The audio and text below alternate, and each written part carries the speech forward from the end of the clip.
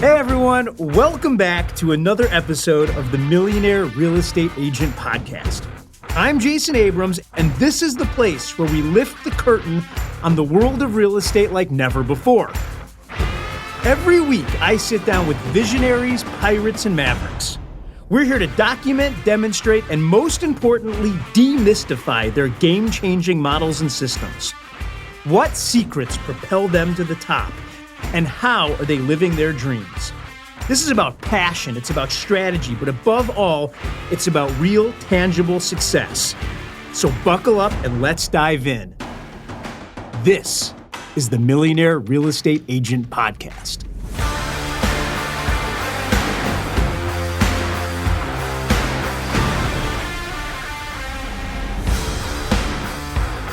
I don't know if there's a rule against it, but I'm just going to start the show by saying you're going to love her.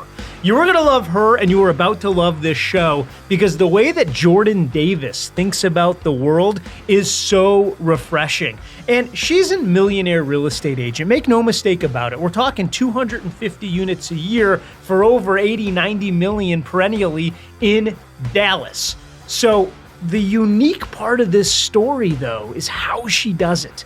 You see, Jordan has become an expert in receiving referrals from other real estate agents. In fact, she's going to receive between 50 and 80 of these referrals on an annual basis. To go a step further, she's going to make more than $500,000 a year in GCI every year based on the referrals she gets from agents. And here's the thing. She's going to talk to you about how to meet them on social media. She's going to talk to you about how to meet them at different events. She's going to talk to you about how to meet them at different clubs. But she is going to lay out a model by which to get into deep relationship with other real estate agents, the likes of which I had never heard before. And we're going to tell you exactly how to do it. Friends, sit back, buckle up.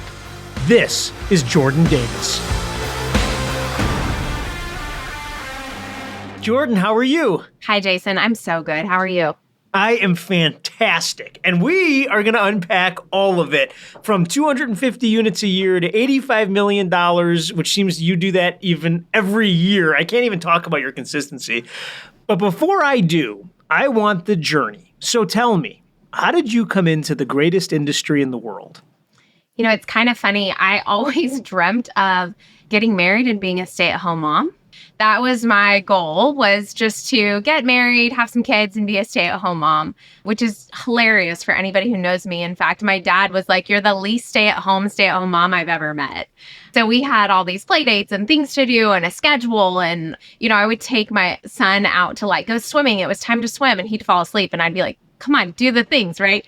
And so I just didn't love it. I loved being with him, but I didn't love being home all the time. And after supporting my husband, traveling and relocating to do what he was super passionate about, which is selling corporate benefit insurance, he said, why don't you take some time and figure out what you would really love to do? At the time, we had just moved from Miami back to Dallas-Fort Worth, and my dad had decided to purchase a home that we would rent from him while we still had a home in Florida that we couldn't sell. And we had a realtor that was terrible. And I thought, if he can do it, I can do that. These famous last words that we hear so often. Yes, exactly. And so hopefully he's not listening. So my stepmom, who never had kids for herself, but married my dad, and my dad already had 3 and said, I need another kid, like I need a hole in my head, basically had suddenly come into being a grandparent and just adored it. So she asked if I ever went back to work, could she keep my boys? At the time, it was just Aiden, so my kid. And we worked that out, and I totaled it all up. And I thought, if I can just sell 5 homes, I will pay for the salary that we're going to be paying for her, and it'll be a break even. So anything over that is just jelly. And I sold 17 that year accidentally. So I found myself super busy and not quite the room mom that I hoped to be, and not around as much, but I just found it so easy, and I just fell in love with helping people through that process. I love that. So looking back on the years that you spent at home, what was your aha? What did you learn from that? Because we're always learning and we're always growing, that you took into your business career with you. That nothing's going to go like you expect. There's expectation, and then there's reality, right? And it's just something that you've got to roll with the punches. Even our team takes annual retreat with all of our families every year. And just a thank you, because I know we ask a lot of them, nights, weekends, phone calls. And so we take our team members and their families and their kids all on a huge, we call it Davis Team Family Retreat. And this year, a month before our retreat, the location we were scheduled to be at canceled on us and went into foreclosure. Oh my gosh. So great example. Nothing's going to go like you expect. You have to learn to roll with the punches, whether it's at home with a diaper change, like because you got a blowout on the road, or your kids sleeping at the pool and not playing like you thought they would, or just in business. I mean, we've got all these changes with the National Association of Realtors. Like, we're just having to roll with the punches and take it as it comes. We can talk realtor stuff later. I need to know what a blowout is. Does everyone in the audience know what this is except me? Yes. Okay. Perfect. It's when your kid blows through their diaper and it's like all over their clothes and the car seat. It's everywhere. Oh my gosh, that's a thing? If you think managing something in real estate can take all of your effort, time, attention, and leave you in tears, you've never had like an 8-month-old with a blowout while you're driving. Friends, if you've never had an 8-month-old with a blowout, I'm just here to tell you, it's nothing you want to be involved in. And I'm just learning about it for the first time. Yeah, real estate has nothing on that. So how do you sell 17 homes out of the gate your first year in a city that you had just moved to? So my grandparents had lived here for 60 years. My dad grew up here and then moved back after me and my brothers went to college. And so I had some people that I knew through family. And honestly, I sat in bold and I enrolled like 2 months after getting my license. And I was like, what am I doing? I think I'm crazy for being talked into this. It's funny. I went through my phone and I went in reverse order. So I started with Z because I thought everybody starts with A. I got to be different. So I started with Z. I was just trying to hit those bold connects and called through my database. And I found a ton of people that were willing to give me referrals, that were willing to work with me, that had real estate needs or questions. And I guess through just who I was and the trustworthiness that I had built from doing things I said I would do all my life, they were really excited to work with me. In fact, one of them was a pastor who married my husband and I years prior. And he said, you know what? I don't have any real estate needs right now, but when I do, I'll call you. His niece got into real estate. And when they were ready to sell and buy, he called me because he said he would. Wow. And at the closing table, he asked if I had a job for his daughter who was graduating college. And 8 years ago, that was my current ISA that I started and got in business with, who's been a phenomenal ISA for us. And she is now a nationally acclaimed coach that we got into business together 8 years ago because I made my calls. I called my database. It's unbelievable. You know, Gary always says that the missing people in our lives, and he always starts by saying, if you've hit a ceiling in your life, you're missing a relationship. For sure. And then he always says that the vast majority of the relationships that we all need in our lives and our business to bring the leverage we want are probably people already in our database or connected to someone we already know. Like one connection away, right? That's exactly right. And that's what you're articulating. You never know who you could know, right? Which is really cool. That's exactly right. Well, so you look up, the first year you crush it with 17 sales. Does the success just continue? So I did 17 units my first year. The next year, I helped 24 families buy and sell a home. I was so productive that year, I produced a child. So that's when Carson was born. I had a second kiddo. And actually, I was on bed rest for like 4 months of that year. Wait a minute. You sold houses from bed rest? Yeah, I just found people that I did Ignite with, and I asked them to show for me. And in return, I started a transaction coordination company, and I would do their transaction coordination, and they would show for me. So I was still able to serve my clients and get out there and make it work. And so we just kind of finagled a team atmosphere where I could do the part that I could do and they could help me out where they could help me out.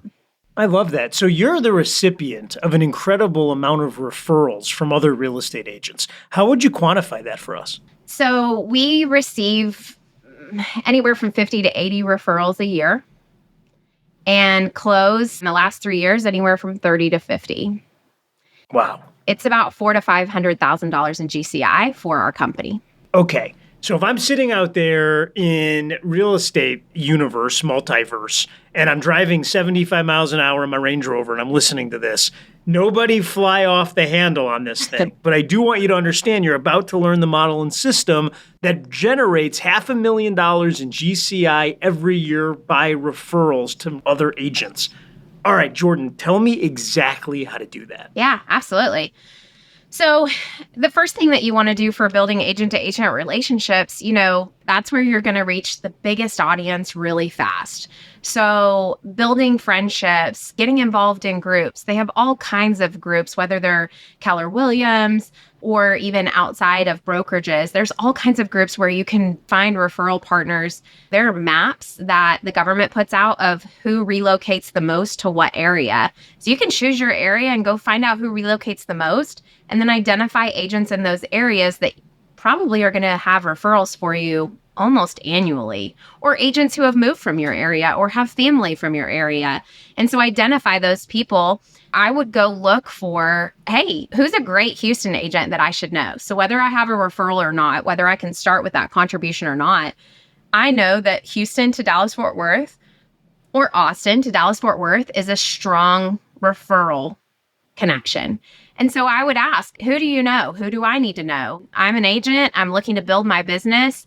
I would like to work with people who are like-minded, heavily into customer service, and they want to be a referral partner. You don't already have somebody in Dallas-Fort Worth that you refer to, and I want to be it for you. The next thing you mentioned was conferences. Yeah.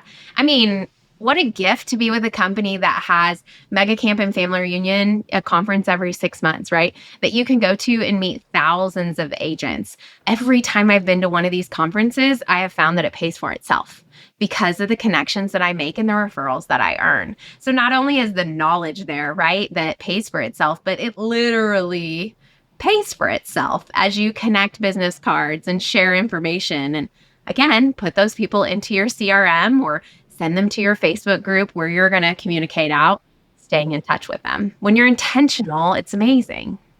So I got social media, I got conferences. Any other place where I'm finding agents? Yeah. So there's KW groups that are phenomenal. KWYP was a great one for me to build relationships. And so I'm connecting with like-minded people that are similar to me, right? KWYP is under 40 and they're go-getters. They want to be plugged in and involved. So they're a lot like me. And I know if I send a referral to somebody that they're going to get a similar experience to they would get with me and vice versa. So those are great groups that you can plug into and build that referral network as well. I love that. Friends, by the way, you don't have to write anything down. I am taking all the notes. You can sign up at MREAnotes.com, and the notes come out on Thursday. For our friends from other companies, if you're wondering what YP is, that is a young professional network that runs through Keller Williams 40 and under. So unfortunately, I have aged out. Once I have these people and I'm meeting them individually, you're saying I got to get them into a CRM. What's the information on them that I want to have in their contact card? Well, of course, you want to have their name, their phone number, their email address, and then the city that they serve, because you want to make sure that they know that if you come across anybody from Minneapolis, that you're going to send it to your referral partner there. And so you're going to be on the lookout for that. So you definitely want to have that, because how hurtful would it be if somebody's sending referrals to you and they find out you send a referral, or you're in a group asking for who's in Minneapolis, only for your friend to go, me, silly.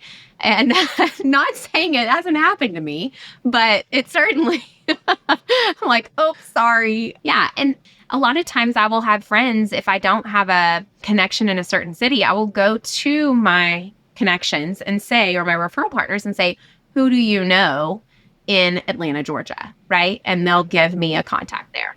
I love that. Okay, so now I have them in the CRM. I've tagged them real estate agent, so it's not screwing up my sphere of influence. What do I do next? You know, you want to make sure you have some kind of touch campaign. So I would suggest at minimum quarterly that you are interacting on social media. You know, you can make them favorites on social media so that their stuff shows up at the top. You want to text them phone calls, like a good old-fashioned phone call goes a long way. Catching up. Needless to say, we're doing all these things in a TCPA friendly and compliant way. But once I get them on the phone, Jordan, what am I even talking about? Because when I ask agents why they don't call their database, they're like, they don't know what to say. What does this call look like if you're calling someone? How are you? How's your market? How are your numbers? How are you faring? Are you taking a day off? Are you taking care of you? How are your kids? Those are all great questions to just love on people. Remember I said we're just in that business of loving on people. I love that. I'm checking in on my people. These are my friends. Their birthday. What a great time to reach out and text, call, or you know what? If you're the person that calls the day before their birthday, you're probably the person that will talk to them. But if you call on their birthday, you're like one of 35 phone calls that they're declining. I love that. So I'm going to do the quarterly. I'm either going to do a phone call, a text message, or checking in on them on social. I'm going to do the birthday. Is there any regular email or anything running, or is this just all about personal? I do personal. You can do like a what's going on in your city because it reminds them what city you're in, right? And so you could say, here's the latest and greatest in Dallas-Fort Worth. That's going to keep it in front of them, remind them that that's the area that you're from.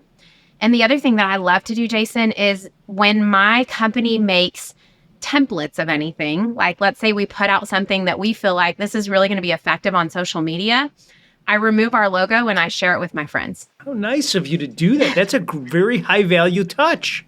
So I'm coming from contribution, just saying, hey, especially during COVID, we came out with an open house protocol of how to keep safe. And it was something to post on the door that said, welcome to our open house. This is what you can expect. We're going to be wearing masks. We ask that you do as well. We'll be wearing gloves. Every light should be on. Every door should be open. So you shouldn't need to touch doorknobs or lights. We'll be spraying the area after you leave. Nobody knew what to expect. So we created this cool graphic and then we took our logo off and shared it so that they could add their logo. And now we don't have to recreate the wheel. One of my favorite things that's come out of all of this are these tribes that I've built. And specifically, they're women that are successful business owners, successful agents throughout the states. And they have various themes, right? I have my MAPS coach for 6 years with Jordan Freed. There were 24 women that also coached with Jordan Freed that got together in like 2021 when conferences still weren't happening yet. And we formed a tribe called Boss Babes. And then I have another one that's my Amplify tribe. It's called Women of Wealth.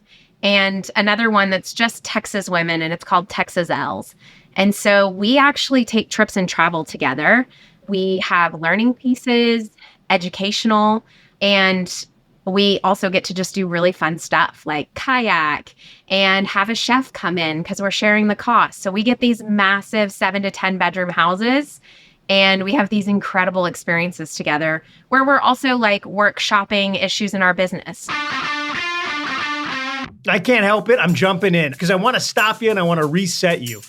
In the next 15 minutes, Jordan's going to lay out a model for you that I think is amazingly powerful. And the argument that she's going to make in her own way is that the depth of the relationship you have with another real estate agent is the key to running a referral-based business from other agents.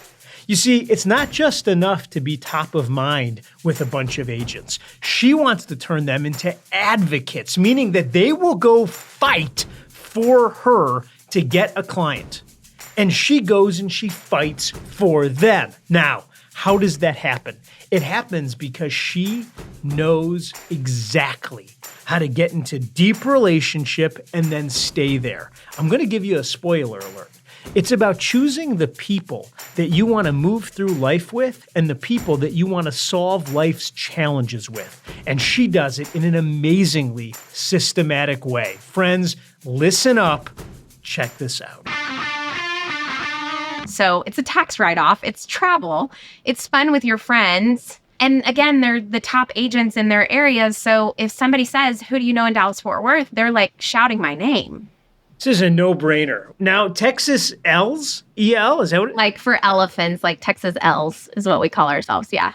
And especially women elephants that protect each other. And they form these circles. And so when one is wounded or giving birth, they will circle around it and they will stamp up dirt and all kinds of like ashes and things will come up to like cover it so that a predator can't see that there's potential there. And so they just circle around her and support her and keep her safe until she's ready to come back out and enter. And so it's just a really cool visual for, you know, business is hard and sometimes leadership is lonely. And these women have become a fortress of just safety and security that you can come and say, here's where I'm missing an opportunity, or here's where I'm scared, or here's where I lost this week.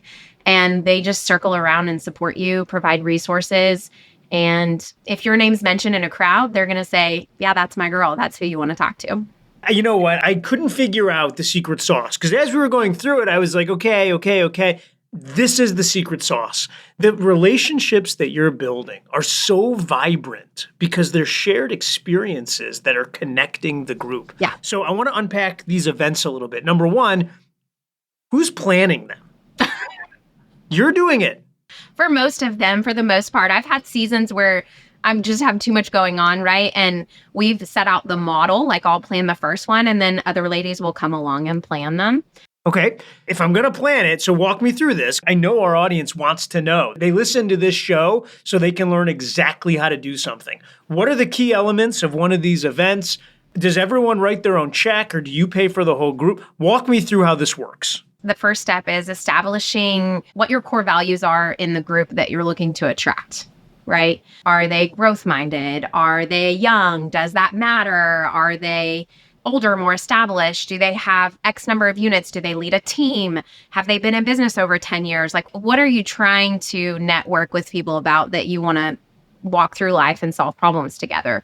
And so, yeah, you're establishing your who, and then you're figuring out where. And so what is a location that's easy to get to by, there's an airport nearby or at least less than a 30-minute Uber ride. So you've got to figure out your where. I hate going east and west coast. I'm sure you guys know this from conferences because it makes it so hard for the opposite coast to spend an entire day traveling. All right, so give me some examples. Where are some great locations you've done it at? Phoenix. We love Phoenix. Scottsdale.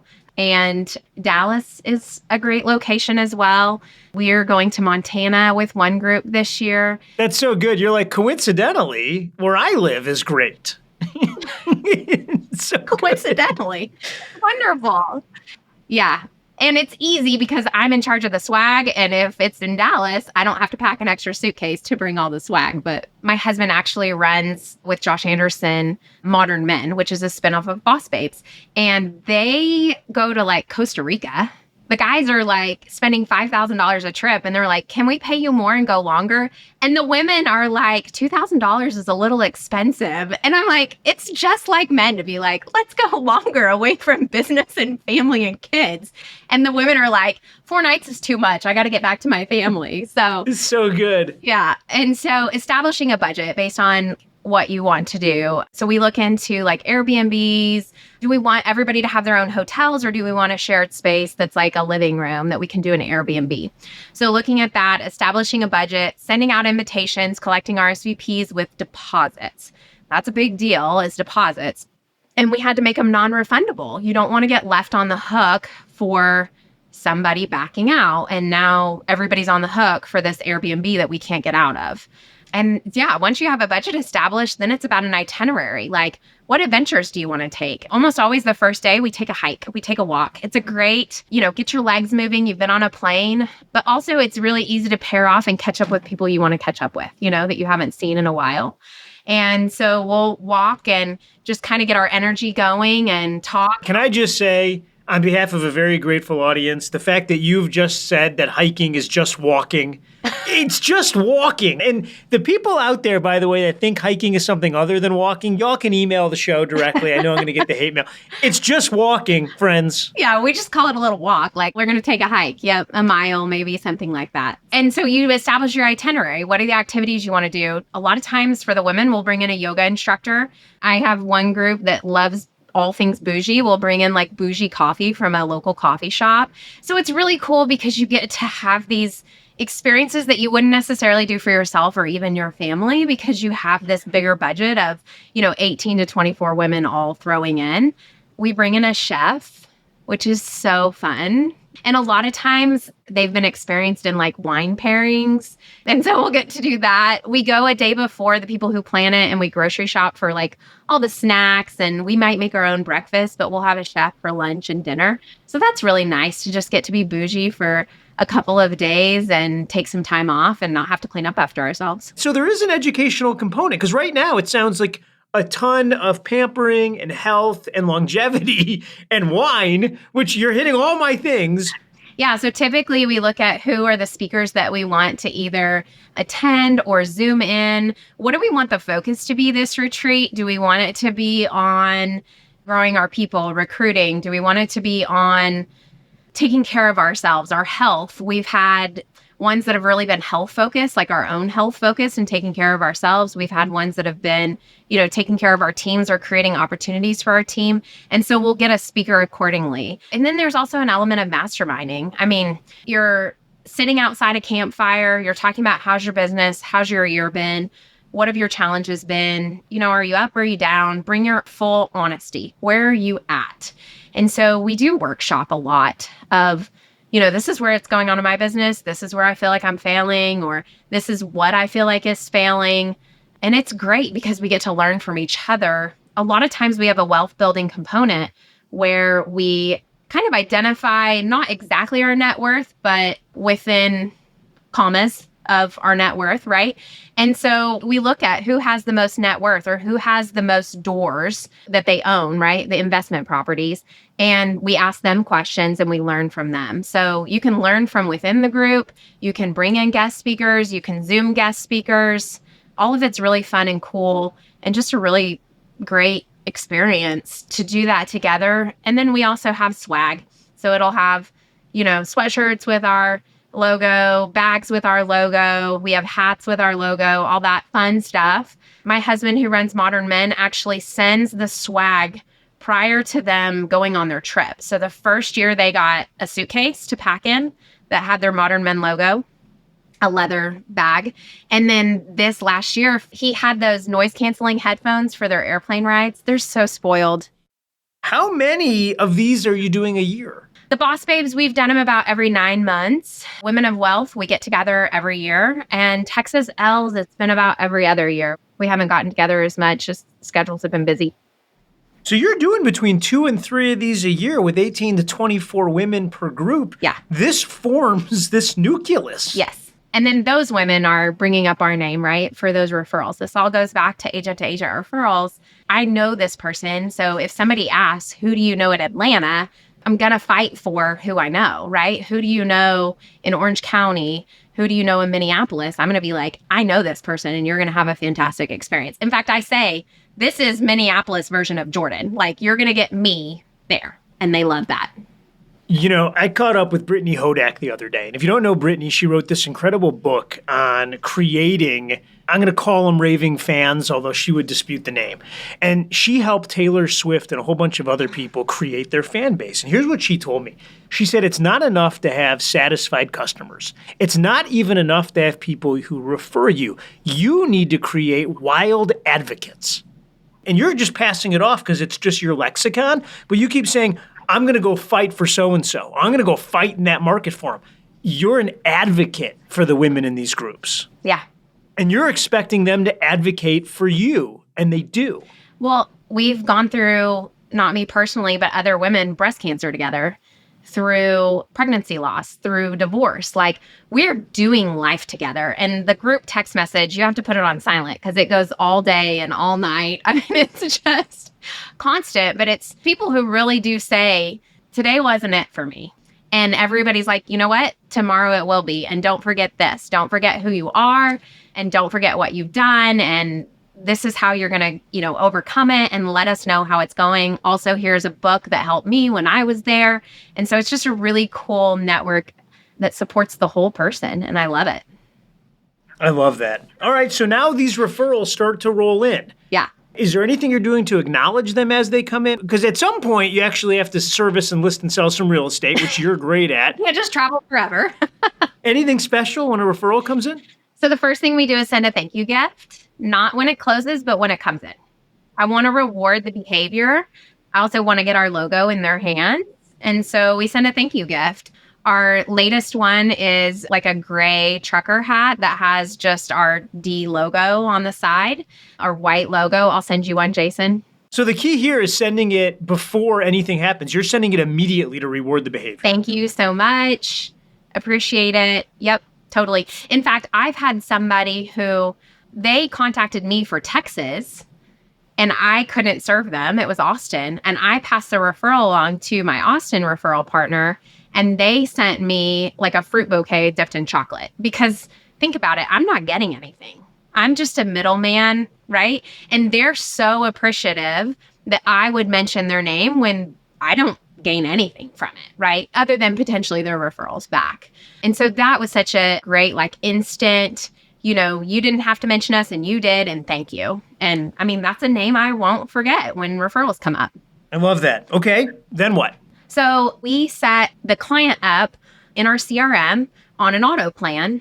And obviously they have a touch plan for being a client with us or a lead with us, depending on where they're at in the process. But also we set up a outbound referral auto plan. So we have an outbound referral and an inbound. What does that mean? Unpack that for me. That means that our director of operations is going to be triggered every 2 weeks. First of all, she's going to check and make sure the referral form is in our documents, because nothing gets more hurt feelings when you didn't remember it was a referral, you didn't know how much the referral was for. You thought it was for 20%. They said, we thought it was for 30. That's a quick way to get hurt feelings. So before anything happens, she makes sure we have the referral in-house on paper loaded to our CRM. And then she's going to make sure that we've set up an auto plan, that we've reached out to that referral.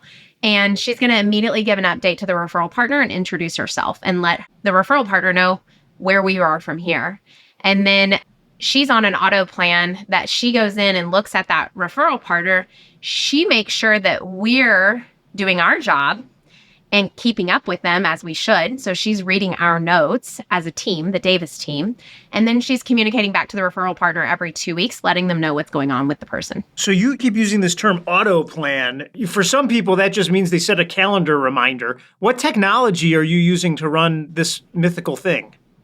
Perfect. I mean, you can build your own auto plan that has tasks set for you, right? And so the first one is check and make sure the documents is in the file. Reach out to the referring agent and thank them and give them an update within like the first 2 days of the referral coming in. Got it. So you're setting tasks and then dates for those tasks to ping. Yeah, a task gets made into an auto plan and then you apply the auto plan and now the tasks are running. Okay, so I got all this set up and now I'm just delivering great service?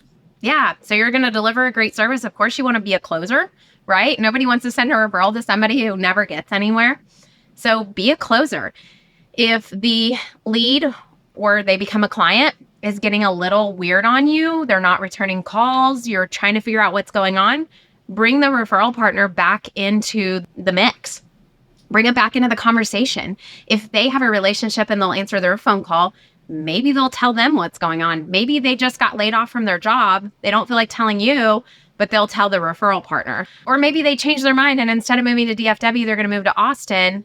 And I need to let them know they need another person to refer them to. And so I just want to get them involved and make sure I'm honoring that relationship and taking care of that person in a way that ensures, as best of my ability, that I get them paid. All right. I think this is absolute genius. I love that you're tying this thing together with these deep relationships. I understand now fully why your referral partners, you use the word partner. They are wild advocates for you, and it's not by accident. Yeah. Genius. All right. We want to invite you to the lightning round. We want to ask you a series of questions, and we want the first thing that comes to your mind. Will you play? You might regret this, but okay. Okay. What is your favorite color? Pink. What is your favorite food? Sugar. Okay, wait. It's not really a favorite food. All of it. There's got to be a favorite within that. Anything sweet you're in? I love like really sour, fruity flavored sugar candies. I love like hard candies. Love it. Sour Patch Kids? Yeah. Oh, yeah. Lemon Heads? Yeah. The Nerds, like there's all different versions of Nerds now, like all of it. I'm there with you on that all day long. Favorite genre of music? Country. Okay. I was country when country wasn't cool. Okay, I'm just going to let you know it's still not that cool, but it's awesome that you're a fan. What have you learned, and I know it's a million things, pick one, from being in all of these communities and these women's groups and going through life together and journaling? What's the thing that you've learned? What's your biggest aha? Probably just grace. Grace for each other, grace for yourself, grace for the client, grace for the market. When you say grace, what does that even mean? I'm the director of training for My Freed Life, and we talk about this a lot. We all have stories from our lives. We all have expectations that are not vocalized, right? And so everybody's coming through with this struggle that we know nothing about, that you meet. Everybody that you meet, there's a quote, everybody you meet is like dealing with a struggle you know nothing about. I'm botching it. I'm sure Freed would roll his eyes. And giving them that love and grace, just like you would want somebody to give you. Friends, if you're anything like me, you can't get enough Jordan Davis. Jordan, if people want a piece of you, where can they reach you? Instagram, Jordan Elizabeth Davis, and same on Facebook. There it is. Jordan, thank you for everything you're doing for the industry. We're really grateful. Thank you. So who's your people? I mean, she just said it. She's so eloquent in the way that she describes it. Who are the people that you want to live life with and solve problems together? That's what creates depth of relationship. And yeah, she does it in a myriad of different ways. But I'm going to tell you this. You go find the 18 to 25 people that you want to travel with once or twice a year and you want to go have shared experience with. And I love how she lays it out. We're going to get there and we're going to go walking. And for you hikers out there, I just want to be clear again. Hiking is walking. It's just walking. But you're going to go walking. Then she's going to feed your mind. They're going to bring in guest speakers. They're going to have webinars. They're going to have depth when it comes to conversations about wealth and business. Then they are going to literally feed themselves. I'm talking personal chef for 2 out of the 3 meals out of the day. Who wouldn't love that? Then they are going to feed their souls, whether it's meditation or yoga or just simply doing fun things. And this becomes the nucleus. This becomes the shared foundation of these deep relationships. And it makes all the sense in the world to me that if I get to know you at that level and then I randomly hear that someone's moving to your city, you better believe I'm going to jump up and I'm going to be an advocate for you. You know, there's an old saying that you're the sum of the 20 or 25 people that you spend the most time with. Gary Keller would tell you that you're the sum of the 5 people you spend the most time with. All you see Jordan doing is being wildly purposeful about curating the group of the 18 to 25 people, and she becomes the mayor of that town. And sure, her group focuses, all 3 of them, on women, but guys, you can go do the exact same thing. I can't think of a single reason why you wouldn't have your group of real estate agents that you're working together to enrich each other's lives. That, to me, sounds like one hell of a fun way to generate leads and live life. Go forth and do likewise. There it is. That wraps another episode. Friends, I don't know what you're taking out of this. I really don't. I'll tell you what I want you to be taking out of it, which is these are the people that are having tremendously big lives. And the reason it's happening is because they're setting up the models and systems to do just that. Gary Keller told me that leadership is teaching people how to think so that they do the things they need to do when they need to do them, so that ultimately they get the things they want when they want to have them. And that's what I want for you. You're all leaders, but it begins with leading ourselves. If you're enjoying this podcast, I want you to click the subscribe button anywhere that you get your podcasts. We want to be the voice in your head every single week, and every week we're dropping new content. We also send out a newsletter at the conclusion of every show to make sure that you get the highest points and the models and systems that were discussed. So if you want to sign up, I need your name and your email address. Head over to the millionaireagentpodcast.com. millionaireagentpodcast.com. Enter your name and your email address, and every week that newsletter will be in your box. Friends, you just went on a journey. I hope that what happens between now and the next time we meet is absolutely wonderful for you. Thanks for listening. I'll see you next week. This podcast is for general informational purposes only. The views, thoughts, and opinions of the guest represent those of the guest and not KWRI and its affiliates, and should not be construed as financial, economic, legal, tax, or other advice. This podcast is provided without any warranty or guarantee of its accuracy, completeness, timeliness, or results from using the information. Warning: you must comply with the TCPA and any other federal, state, or local laws, including for B2B calls and texts. Never call or text a number on any do not call list, and do not use an autodialer or artificial voice or pre-recorded messages without proper consent. Contact your attorney to ensure your compliance.